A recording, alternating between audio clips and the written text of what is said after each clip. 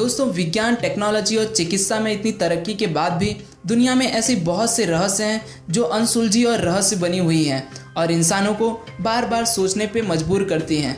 आज के दोस्तों इस एपिसोड में बात करेंगे 5 ऐसे रहस्यमय घटनाओं के बारे में जो अनसुलझी और रहस्य बनी हुई हैं और हमें सोचने पे मजबूर करती हैं। शुरुआत करते हैं मैरी सेलेस्टी से।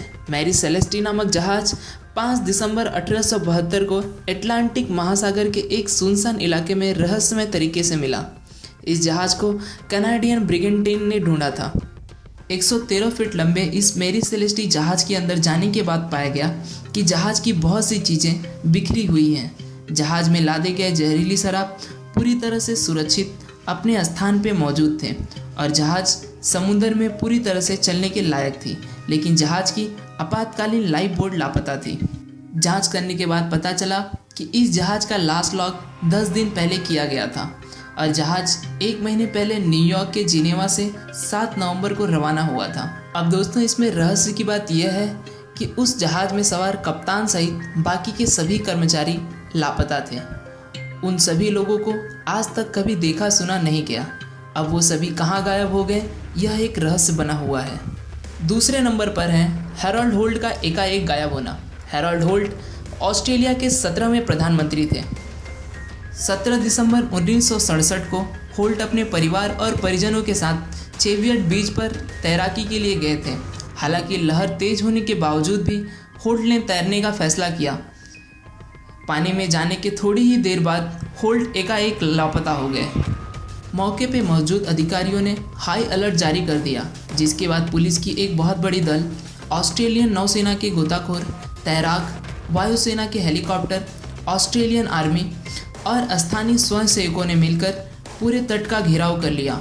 यह ऑस्ट्रेलिया के इतिहास का सबसे बड़े खोज अभियानों में से एक था। 2 दिन तक चली इस बड़ी खोज में होल्ट का कुछ भी पता नहीं चल पाया और अंत में ऑस्ट्रेलियाई सरकार ने होल्ट को मृत घोषित कर दिया।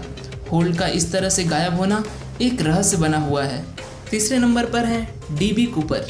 24 नवंबर 1971 को पोर्टलैंड अंतर्राष्ट्रीय हवाई अड्डे पर एक शख्स आता है जो नॉर्थ वेस्ट ओरिएंट एयरलाइन के काउंटर नंबर 305 से फ्लाइट नंबर 727 का सिएटल जाने के लिए टिकट लेता है और अपना नाम डैन कूपर बताता है। सिएटल जाने वाली इस जहाज़ में बैठकर कूपर सिगरेट जलाता है और फ्लाइट अटेंडेंट फ्लोरेंस को एक बॉर्बन और सोडा ऑर्डर करता है और फ्लोरेंस के हाथ में एक चिट्ठी देता है।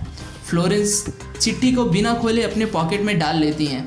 कूपर उन्हें बुलाकर उनके कान में कहता है कि आप उस चिट्ठी को खोल के देखिए, मेरे पास बम है। इतना सुनकर फ्लोरेंस के होश उड़ जाते हैं। कूपर उन्हें अपने पास बिठाकर अपना ब्रीफकेस खोलकर दिखाता है, जिसमें 8 सिलेंडर आपस में जुड़े होते हैं। उसके बाद कूपर यात्रियों की जान की कीमत $2 लाख, 4 पैरासूट और सिएटल में विमान पहुंचने के बाद एक टैंकर तेल की मांग करता है। फ्लोरेंस इस बात की जानकारी कॉकपिट पर बैठे कैप्टन तक पहुंचा देती हैं। पायलट विलियम इसकी सूचना सिएटल हवाई अड्डे पर दे देता है। यह घटना सबको हिला के रख देती है। अधिकारियों की पहली प्राथमिकता यात्रियों की जान बचाना रहता है। वह लूपर के प्रस्ताव को स्वीकार कर लेते हैं और FBI $2 लाख के $20 के नोट तैयार करके लूपर को दे देती है और उसकी सभी मांगें पूरी कर दी जाती हैं। उसके बाद लूपर पायलट को विमान को मैक्सिको की तरफ चलने के लिए कहता है। जहाज चलने के बाद कूपर सभी कर्मचारियों को कॉकपिट में भेज देता है। चलती जहाज में कूपर सिएटल और रीनो के बीच यह पैरासूट की मदद से विमान से कूद जाता है और उसके बाद डेविड कूपर के बारे में कोई सूचना नहीं मिलती और यह आदमी कौन था यह कोई नहीं जानता। 1980 में एक बच्चे को पुराने नोट का पैकेट मिला था, जिसमें सभी $20 के नोट थे और उनके नंबर कूपर को दिए गए नोट से मैच कर रहे थे। इस केस के बारे में इससे अधिक जानकारी कोई और नहीं जुटा पाया है। इस घटना के 44 साल 7 महीने बाद FBI ने इस केस को बंद कर दिया। अब ये डीबी कूपर कौन था और कहां से आया था, यह एक रहस्य बना हुआ है। चौथे नंबर पर है serial killer Jack the Ripper. 1888 में लंदन के एक अखबार में एक खूंखार अपराधी की खबर छपी। उसने अपने उस खत में लोगों को अपनी पहली हत्या के बारे में बताया और इसके साथ साथ उसने यह भी बताया कि वह और भी हत्याएं करने वाला है। यह खबर काफ़ी विवादित रही, मगर इस खत ने उस हत्यारे को एक नाम दे दिया था, जैक द रिपर। उसके बाद जैक द रिपर ने एक एक करके 5 अलग अलग हत्याओं को अंजाम दिया। वह ज़्यादातर वेश्याओं को अपना शिकार बनाता था। वह एक खास तरीके से लोगों की जान लेता था। वह अपने शिकार की गर्दन किसी तेज धार वाले हथियार से एक सर्जन स्पेशलिस्ट की तरह कलम कर देता था। जैक द रिपर के चौथी हत्या ने पूरे लंदन को हिला के रख दिया था, जिसके घटनाएं वारदात पर रानी विक्टोरिया भी गई थी।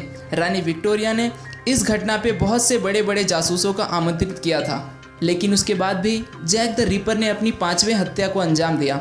उसकी 5वीं शिकार थी मैरी केली। मैरी केली रिपर की सबसे कम उम्र की शिकार साबित हुई। 25 साल की वह अकेली महिला थी जिन्हें उनके घर के अंदर मारा गया था। उसके बाद जैक द रिपर एकाएक कहीं गायब हो गया और हत्याएं होनी बंद हो गई। हालांकि जैक द रिपर कौन था और उसने ऐसा क्यों किया, वह आज भी रहस्य बना हुआ है। 5वें नंबर पर है तममसद। तममसद शब्द 1 दिसंबर 1948 में एडिलेड के सोमरटन समुद्री तट पर मृत पाए गए एक अज्ञात शख्स से जुड़ा हुआ है। इस घटना को सोमरटन मैन के नाम से भी जानते हैं। सुबह के 6:30 बजे सोमरटन बीच पर एक शव मिलता है, जिसका कोई भी आइडेंटिफिकेशन नहीं होता। इसके मेडिकल रिपोर्ट में यह पता चलता है कि यह आदमी की मौत नींद में सोते वक्त हुई होगी। उस सोमरटन मैन के ऊपर के जेब से एक अनयूज सिगरेट का पैकेट, एक सेकंड क्लास रेल टिकट, एक बस टिकट, एक कंघी, आधा यूज हुआ च्युइंगम का एक पैकेट, एक मैच बॉक्स और उसके ट्राउजर में एक कागज़ का टुकड़ा मिलता है जिसमें तमाम सूत लिखा रहता है। ट्रांसलेट करने के बाद पता चलता है तमाम सूत का अर्थ अंत या समाप्ति होता है। डिटेक्टिव्स के काफ़ी पता लगाने के बाद यह पता चलता है कि यह कागज़ का टुकड़ा रुबाइयत नामक बुक से फाड़ा हुआ है, जो book astronomer mathematician Omar Khayyam द्वारा लिखी गई है। यह रहस्य तब और भी गहरा हो जाता है जब इस पुस्तक में लिखा हुआ एक कोड मिलता है जो आज तक डिकोड नहीं हो पाया है।